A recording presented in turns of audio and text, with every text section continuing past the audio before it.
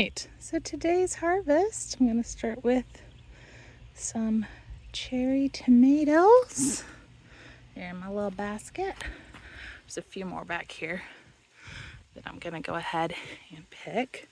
I do like to pick them when they're not, fully ripened, as long as they have started to turn. That way it prevents bugs or others, birds, the bunnies. There's one right there. From eating them.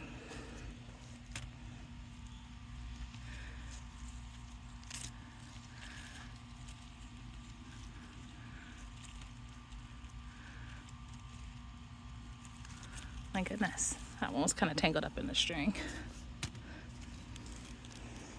But yeah, I might grab this one too.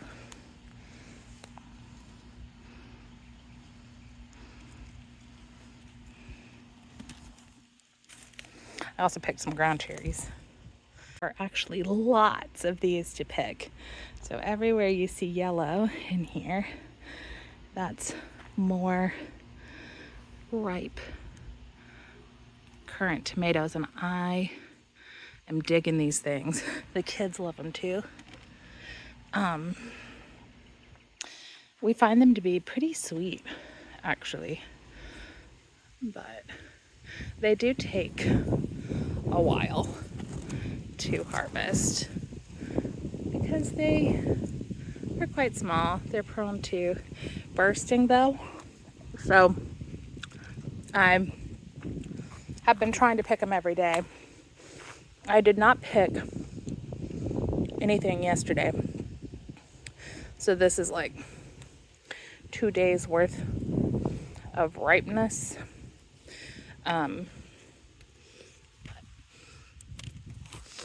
There certainly are plenty. And I literally just served a handful each to my kids for dinner. Well, obviously not the only thing they ate, but with dinner. They love these things so much. Which is good, since we have so many. It's actually hard to keep them from eating the ones that are not yet ripe.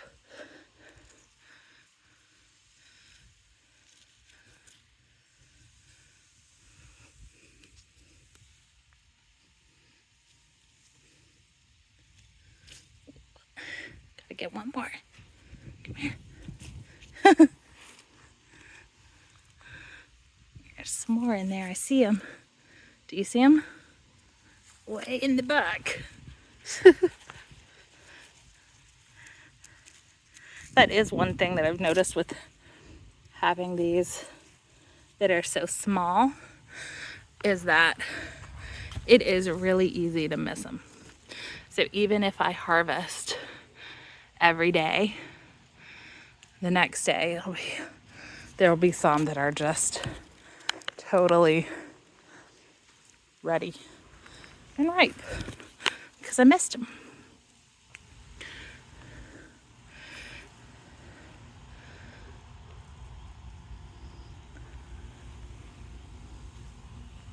Oh, there's one right there.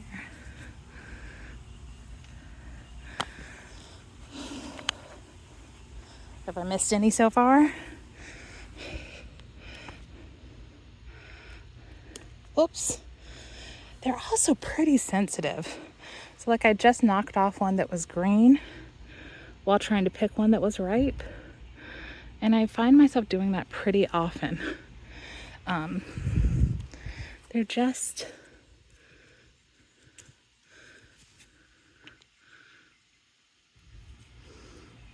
sort of particular.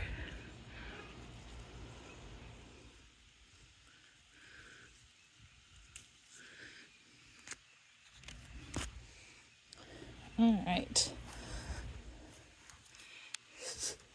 Gotta be careful not to spider. I don't know if y'all could see it. It was a daddy long legs, I think. I don't know what other people call those. That's what I've grown up calling them. And they do live in these tomatoes. I see them daily. They're not the only spider that lives in here, but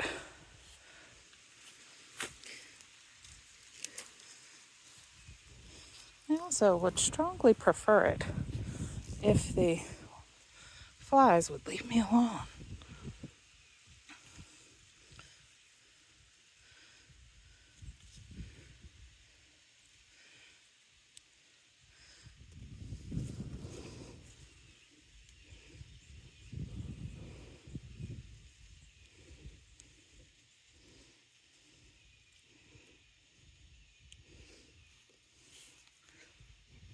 All right, there's one right there. Oh, one over there. Missed that one. Oh my goodness, there's some right here.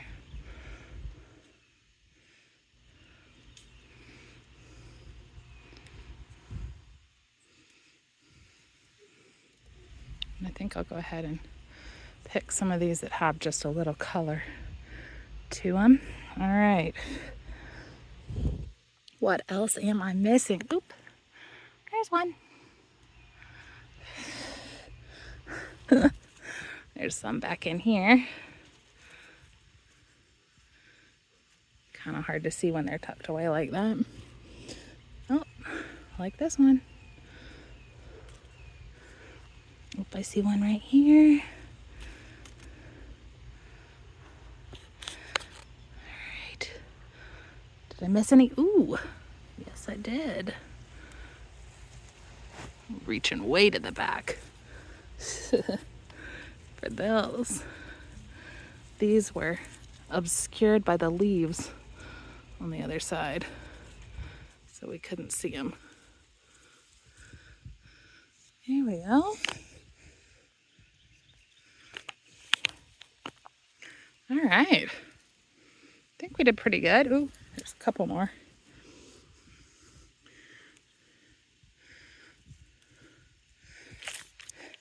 Look at that. Incredible.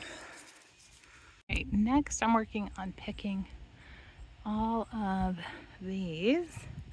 So honestly, I'm a little confused about what's in this bed. I think it's mostly Gardener's Delight, which is a cherry tomato, which makes sense given the size. But then some of these are too big to be cherry tomatoes, and I thought this was the pink Ponderosa, but they've been very red. So now I'm thinking they're just really small Better Boys, except maybe they're, I don't know. If anyone has any suggestions on what these might be, please let me know, because I don't remember what I planted anymore. And I did a bad job at labeling. So anywho, let me get the basket. All right. So I'm gonna go for anything orange. I've been plucking them even if they've just barely started to have any color. But there were a couple that I picked too early. So I'm gonna try to not go any lighter than that before I pick them. Except maybe the big one. I have had considerable issues, and considerable to me, it may not be considerable to you, but I've certainly had some issues with bugs. And ooh, there's a surprise in there. Do you see it?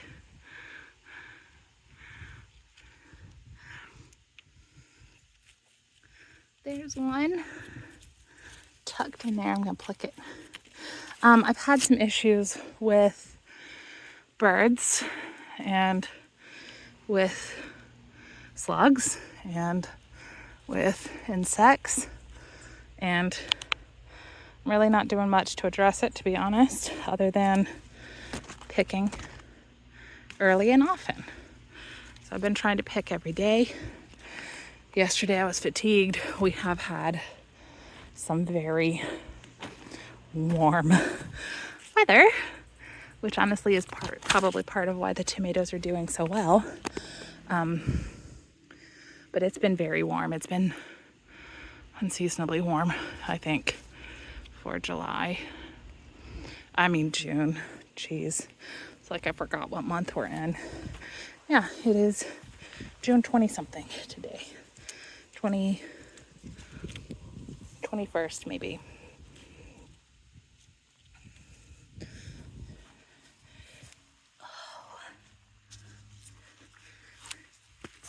There's also lots of spiders that live in these tomatoes. So it's a joy on any given day what it is we're gonna find. All right, I think there's another one in here. Yes, indeed.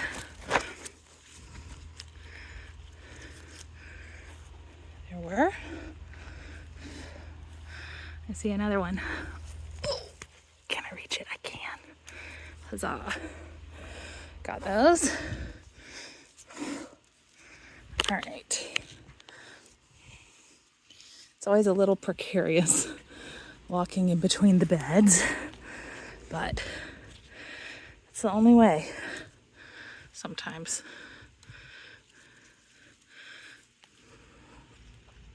Oops.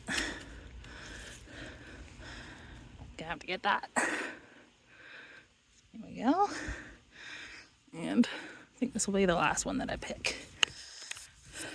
More spiders in these. Can you see it? There he goes. This is the Cherokee Purple. And yes, there are spiders in every single tomato. Lots of spiders in my yard. But there's just one that I'm gonna pick. These plants have been plagued with blossom end rot and sorry, I almost fell over. And then they've also been cracking at the top on the two that I have managed to kind of ripen. So, oh my gosh, do you see it? I didn't even see it, but of course it's split. Man, wow, I had no idea this was back here. But see, this is what I'm talking about. I'm just struggling. I'm struggling with these tomatoes. So I'm gonna pick the other one. Oh my gosh. That was crazy. So this one is looking pretty good. And it has started to ripen, you can see. So it should finish ripening on the countertop without any issues. Wow, I had no idea that was down there. Woo! Now this is the vine that's had so much issues with the end rot. So I am pleased to see no signs on those big ones there. But I have had to throw away so many of these. So many. It's very frustrating, to be honest. All right, I'm really not going to pick too many of these. There is a very large spider who is living in this one. I think I just scared it when I was watering. But yes, I think I'll call him or her Charlotte and leave her alone to eat any bad bugs. But these vernissage ones are the ones where I picked two green. So I think I'm going to leave them all alone except for this guy right here. And I will pick him because he's clearly ready. But everything else I'm going to leave for now. So this is the watermelon. And there is potential baby watermelon right there. And a potential baby watermelon right there. I just need this watermelon over here to produce some flowers to,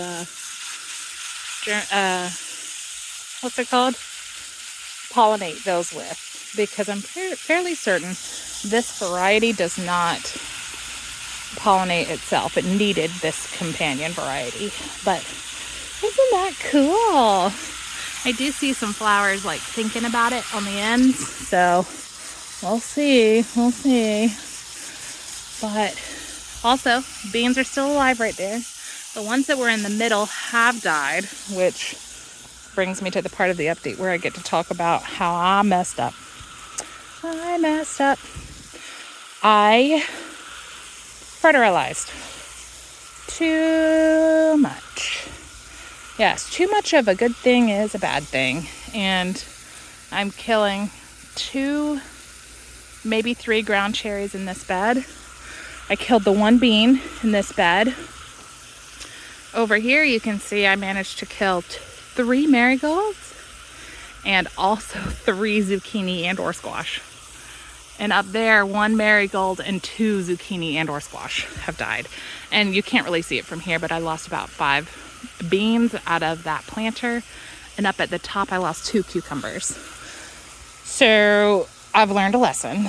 Honestly, I don't know how much longer I'm going to continue to learn this lesson, because I feel like every time I water in that fertilizer a little bit more. And I don't really know how to fix it. So, yep, what I've done to make myself feel better is I have started some more beans, some more zucchini, some more squash inside, and also some more cucumbers. Yes, I started some more cucumbers today as well. So that way, go away, flies. That way I can kind of replace what I have lost. Now the good news is not all plants have hated what I did. Look, that is 1 okra on that one and 2 maybe on this one. And I love okra and it grows very fast. I'm going to be picking these this week with certainty, because if the pods get much longer than about 6 inches, they're not good. So I'm going to be aiming to pick these at about 4 or 5 inches long. But these guys loved the fertilizer that I gave them. Thriving. The other things that are doing quite well are those autumn squash there in the back. Those have really loved the choices that I made. They are much bigger, much darker green, much happier. And I saw a couple of buds on those the last time I watered. So they do like the choices that I made. The watermelon have, at least at a minimum, tolerated the choices that I made. But I also think that their vines are starting to grow a little bit more as well. Although the edges of some of those leaves do look a little crispy. And I will blame my enthusiastic fertilizing for that. Now, the peppers are kind of a mixed bag. This one that's closest to me, I don't know. Look at that. It's certainly lost a lot of leaves. I don't know if that's an insect that has done this, the bunnies that have done this, or the fertilization issue that has done this. But it's not happy. I don't know about this plant's survival. It's lost a lot of leaves. This one in the middle also has lost a lot of leaves. You can see them on the ground. They're just a little more dead.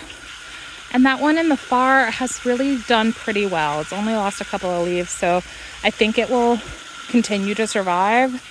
But yeah, a little disappointing there with the peppers as well. So I don't know. I'm trying. And with everything that you try, there's lessons to be learned. And so I have learned that when I fertilize, I need to mix it into the soil, maybe not spread it at the roots, maybe, and maybe read the back of the package a little better to see how much is recommended. So, whoops.